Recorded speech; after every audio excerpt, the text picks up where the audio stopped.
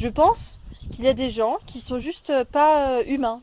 Voilà, comme il y a des chiens et des humains, et ben eux c'est des esprits si tu veux mettre ce mot là-dessus, mais pas les esprits comme des humains morts, juste une autre espèce. There is a predator race which take a reptilian form. They're feeding off humanity, they've turned humanity into a slave race. They demand human sacrifice, that's where Satanism comes in. They feed off human energy, particularly feed off the energy of children. Bonsoir Bernard Vidot. Bonsoir. Laurent le disait, vous étiez magistrat, oui.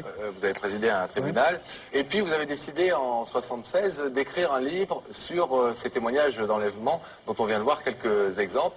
Et là il s'est passé quelque chose de vraiment étrange. J'ai rencontré les hommes en noir. Donc évidemment je peux pas... Les mêmes que tous ceux dont on a entendu parler. Exactement, exactement. Ils n'étaient pas deux, ils étaient trois, comme il l'a signalé tout à l'heure. Il est certain que ça fait un drôle d'effet. On a beau avoir étudié ce phénomène sur le coup, j'en avais jamais entendu parler, parce qu'on n'en parlait pas encore, si vous voulez. C'est après que je me suis rendu compte que dans les livres, on en parlait. Il y avait beaucoup de gens dans le monde qui disaient rencontrer ce genre de personnages. Quelqu'un a posé la question tout à l'heure, savoir comment on pouvait correspondre avec eux. En fait, ils ne parlent pas. Ils transmettent par transmission de pensée. Télépathie. On reçoit, si vous voulez, le message en français, si on est français, ben moi en français, vous recevez le message dans votre tête. Et ces personnages m'ont dit, vous arrêtez d'écrire votre livre. C'est un ordre. Bon. Et puis j'étais dans une voiture et ils ont disparu. La voiture a disparu, tout a disparu. Je conduisais, donc je me suis arrêté pour voir si j'étais pas fou. Et quelque chose qui a été dit aussi tout à l'heure, c'est il n'y avait plus de circulation. Et c'était dans la région parisienne à midi. Là, il n'y avait plus de circulation. L'impression d'être dans un autre temps, si vous voulez. Et j'ai pas écouté, si vous voulez. J'ai continué à écrire mon livre. Pourquoi vous n'avez pas écouté? Parce que je me suis dit, j'ai rêvé, il y a quelque chose qui ne va pas là. Ouais. J'ai continué à écrire mon livre et je suis tombé très gravement malade. Il a fallu me supprimer l'audition dans l'oreille gauche. Sorte de symbole, j'avais pas écouté. Vous voyez ce que je veux dire? Ben, c'est comme ça que vous l'avez interprété. J'ai arrêté d'écrire mon livre. Point. Parce que vous avez eu peur? Ah ben il vaut mieux, vous savez, ils étaient vous savez, ces personnages, on sentait bien qu'ils n'étaient pas humains, on sentait bien qu'ils n'étaient pas humains, on sentait bien qu'ils n'étaient pas humains. E.T. ça veut dire extraterrestre, et je ne suis pas persuadé qu'il s'agit d'extraterrestres. On a affaire, je crois là, à un phénomène énorme, incompréhensible, mais à une intelligence supérieure qui nous visite depuis des milliers d'années. Donc, ils sont là, ça fait très longtemps qu'ils sont là. Ils sont là, ça fait très longtemps qu'ils sont là. Ils sont là, ça fait très longtemps qu'ils sont là.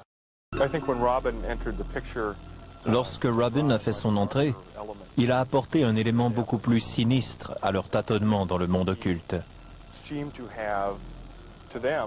Il semblait posséder de véritables pouvoirs. Ils disent qu'il pouvait changer la forme de son visage. Ils disent qu'il pouvait aussi arrêter l'écoulement du sable dans un sablier. On ne connaît que très peu de choses sur le passé de Waters. Certains disent qu'il aurait été danseur. Une autre rumeur prétend qu'il était atteint du cancer.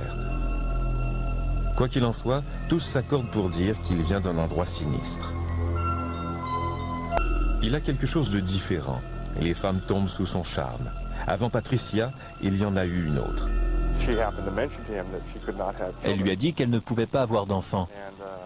Robin l'aurait alors froidement abandonnée pour se tourner vers Patricia. Les gens en ont conclu qu'il voulait avoir des enfants à tout prix et que cela avait un lien avec ses activités occultes. En fait, l'un des colocataires masculins m'a dit qu'il était convaincu que Robin voulait qu'elle porte l'enfant de Satan. M'a dit qu'il était convaincu que Robin voulait qu'elle porte l'enfant de Satan. M'a dit qu'il était convaincu que Robin voulait qu'elle porte l'enfant de Satan. Presque immédiatement, Robin commence à faire des avances à Patricia Lutz.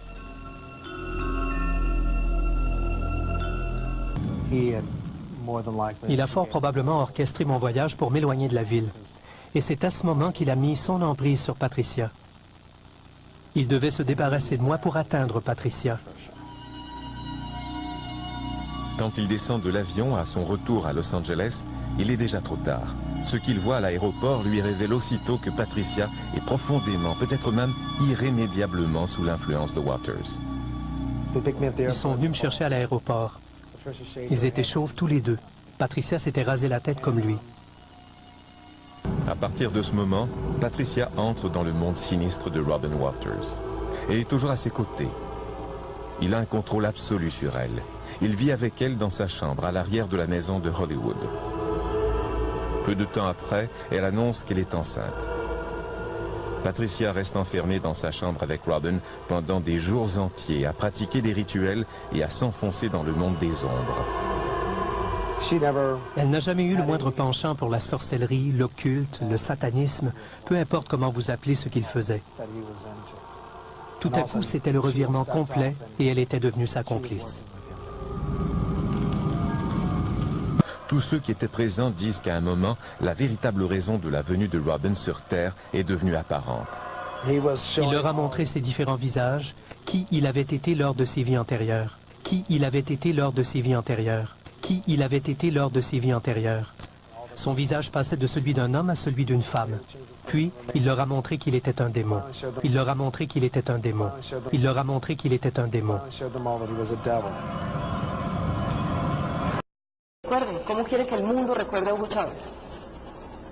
Dos palabras, dos que son un hombre. Un hombre. Es lo que soy, eso sí, hombre humano, pues. Hombre humano, porque hay seres humanos que no tienen forma humana, pero no son, yo soy un humano.